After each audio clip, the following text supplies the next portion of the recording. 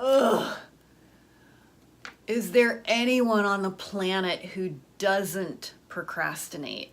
We all do it. And today on College on Fleek, I'm going to show you how to overcome procrastination.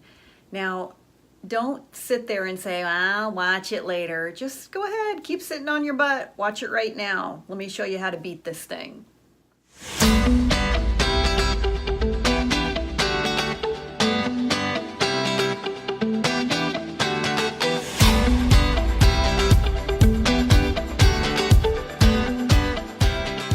Hi, I'm Mary Dittman. I'm an award-winning business professor on the collegiate level and the creator of One-Derful Life and College on Fleek. Today, we're going to talk about overcoming procrastination. This is a huge issue for college students, but I gotta tell you, it's an issue for everybody. It's a problem for high school students, graduate students, your parents, faculty, your boss, everyone. We all struggle with procrastination. Before we get into that, I want to just take a motivation minute. I always like to give you something to help you find motivation and keep it. And one way for you to stay motivated is you always want to keep your goal in front of you. Now, that can be in a variety of forms. It could be a vision board. One of my students last year shared with me, he had come to Francis Marion where I teach. He had come here on an athletic scholarship, and he'd left a pretty difficult home situation. And in that home situation, he had left his 10-year-old brother.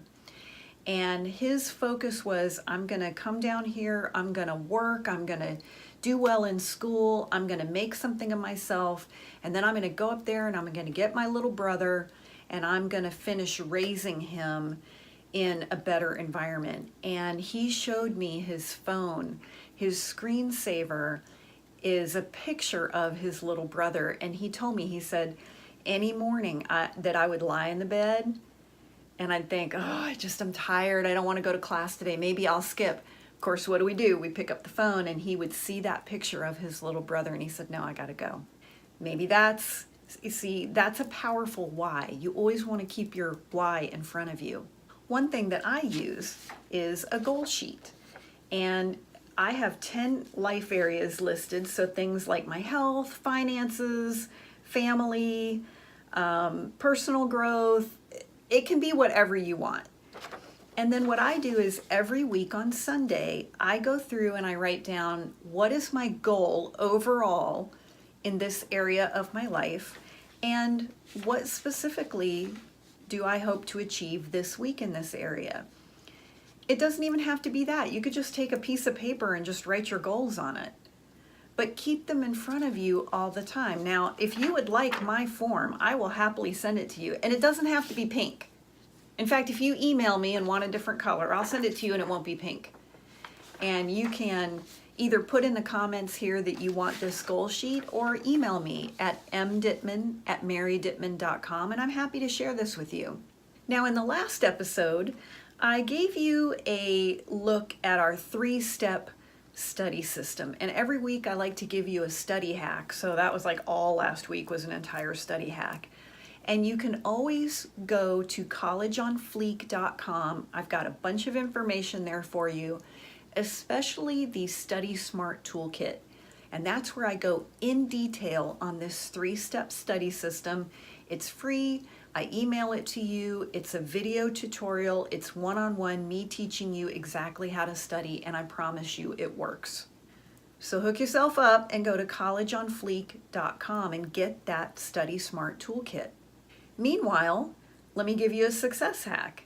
Now, we talked about you're going to have your goals. So if one of my goals health-wise has to do with my weight or just making sure I'm healthy, that I don't get out of breath, I mean, listen, not that you need to hear my problems, but I'm older than my students and I got to keep up with all of y'all. So Professor Dittman's got to do some work in the gym.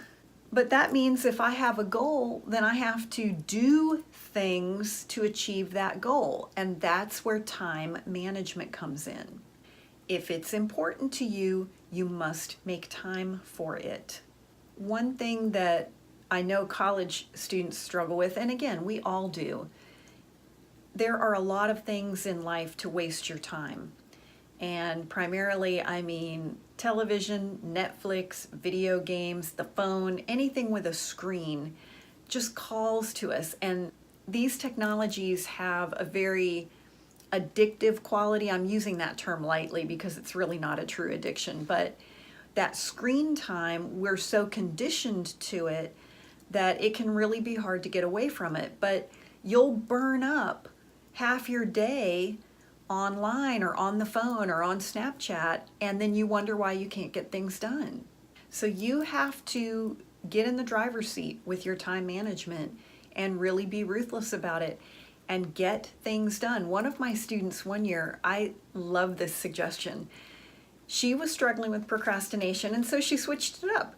She said, for every 20 math problems I do, I get to spend 10 minutes online shopping. So she would do 20 math problems and then she'd buy a pair of shoes. Then she would do another 20 math problems and buy something else. That's great. She used her screen time as a reward for getting her work done. So she ended up getting her homework done and she had a great wardrobe. All right, we've procrastinated long enough. Let's talk about procrastination. Number 1, stop beating yourself up. Procrastination is normal. I had one of my students look at me and he said, Miss Dittman, I just can't get motivated to study. I'm like, awesome, you're normal. Things like studying for a test or writing a paper or making up flashcards or reading an assignment, most of us don't look forward to that. Every now and then you'll meet that person that they really do enjoy doing homework and they enjoy writing papers and they enjoy studying and reading. I kind of might be one of those. Generally speaking, most people don't enjoy that stuff. And so, yeah, it's normal that you don't want to do things you don't want to do. Nobody wakes up and is excited to do something that isn't fun. For me, it takes the form of grading papers. I hate to grade. And when I'm facing a stack of 100 exams, I can promise you, I'm not saying, ooh, goody, I can't wait to grade these. I can't stand it. I don't like to grade homework. I don't want to grade things. So procrastination is normal. It doesn't mean you're lazy. It doesn't mean you're a bad person. It just means you don't want to do something that isn't fun. That is okay. But what's not okay is not doing what you need to do. So let's shift and say, okay, so procrastination, it's going to happen. I'm going to have it. You are probably never going to get to a place in your life where you don't procrastinate about anything. The way to reduce your procrastination is you have to change your perspective. Okay, you really have to look at the situation differently. Here's what I mean by that. Human beings are motivated to avoid pain, and we're motivated to seek pleasure, but mostly to avoid pain. That's why we procrastinate. Let's say, for example, it's Monday and you have a test on Friday. And you know, I should start studying right now because the test is on Friday. Today's Monday. If I would start studying now, it'd probably be better. But who wants to study? Nobody. So what happens is the studying itself is painful. It doesn't feel good. So that's why you put it off. You procrastinate. And instead, you do something that is pleasurable. It could be other homework. It could be cleaning your room. It could be watching Netflix. It could be messing around on your phone. One of my girlfriends in college, I called her up one night and I was like, hey, you ready for this test tomorrow? She said, no, I haven't started studying yet. I was like, what? The exam is tomorrow? She goes, yeah, I'm cleaning my apartment. I was like, why are you cleaning your apartment? She said, because I don't want to study. And so all of a sudden we find something that like, oh, that's more important than this painful thing. And that's all procrastination is. We're delaying pain. Now, I have students who tell me, well, I do my best work when I'm under pressure. No, you don't. It's not that you do your best work. It's just that you do any work. And by the way, as a teacher, most of the time, we can tell something that you just threw together at the last minute and it's garbage. Now, it may be true that you are suddenly motivated to get it done because the pain shifts. So let's go back to our example of today's Monday and you have an exam on Friday morning. Well, let's say about midnight Thursday night is when you go, oh, I got an exam in the morning, I better start studying. Now the pain is getting an F or getting a 0. And so all of a sudden you're now shifting from avoiding the pain of studying. Now you're avoiding the pain of getting that F. It doesn't mean that it's pleasurable to study. See, that's where I'm saying the avoidance of pain is gonna always override. Now you're highly motivated to avoid the pain of an F. Therefore, this is where you have to shift your perspective. Let me tell you how I do this. For me, I really hate having things hang over my head. Meaning, when I'm looking at that stack of 100 papers thinking I've got to grade those, I really don't like going for 2 days thinking I got to grade the papers, I still have to grade those papers, gee, I still haven't graded the papers. To me, that is I hate it because it's like I can't enjoy anything else that I'm going to do because I really should be grading the papers.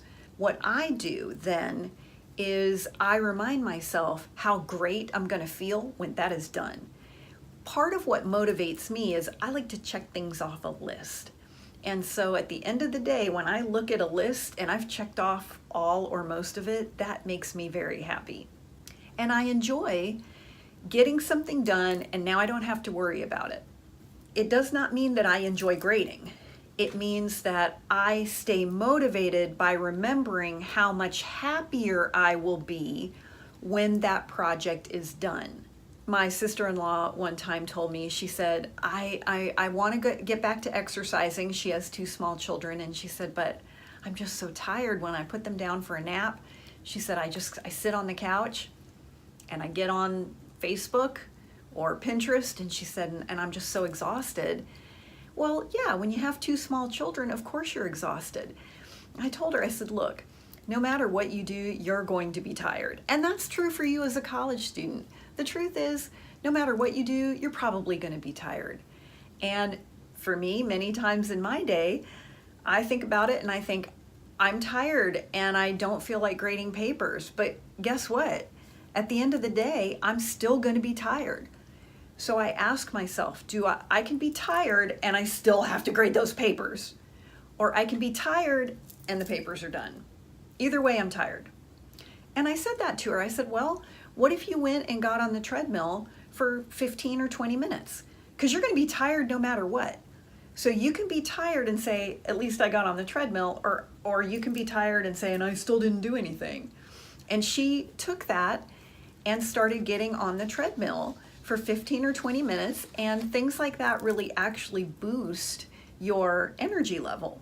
Like I said, for me, getting that project done feels good, and that actually motivates me to continue being productive.